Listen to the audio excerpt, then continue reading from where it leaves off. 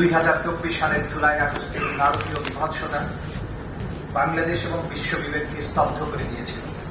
জুলাই হত্যাকাণ্ডে সরাসরি নির্দেশদাতা উল্লেখ করে শেখ হাসিনা ও তৎকালীন স্বরাষ্ট্রমন্ত্রী আসাদুজ্জামান খান কামালের বিরুদ্ধে গ্রেফতারি পরোয়ানা জারি করেছে আন্তর্জাতিক অপরাধ ট্রাইব্যুনাল।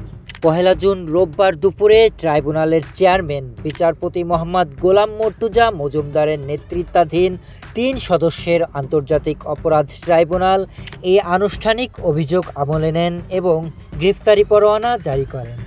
জুলাই গণ অভ্যুত্থানের সময় সংঘটিত হত্যাকাণ্ডের নির্দেশনা, প্ররোচনা, উস্কানিসহ শেখ হাসিনার বিরুদ্ধে মানবতাবিরোধী অপরাধের 5 অভিযোগ আমলে নিয়েছেন ট্রাইব্যুনালটি।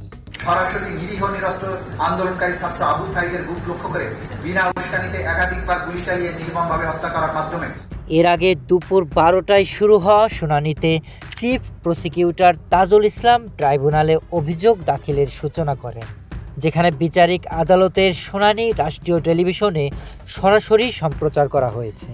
মোট 81 জন সাক্ষীসহ 135 পাতার 5টি আনুষ্ঠানিক অভিযোগ দাখিল করেন তিনি। শেখ হাসিনার সঙ্গে সাবেক স্বরাষ্ট্রমন্ত্রী আসাদুজ্জামান খান কামাল ও পুলিশের সাবেক মহাপরিদর্শক চৌধুরী আবদুল্লাহ আল মামুনকেও অভিযুক্ত করা হয়। তবে শেখ হাসিনা সহ অভিযুক্তদের পক্ষে সেখানে কোনো আইনজীবী দেয়া হয়নি। নারী আন্দোলনকারীরাও নিরাপত্তা বাহিনী ও সশস্ত্র আওয়ামী লীগ কর্মীদের হামলা থেকে রেহাই পায়নি।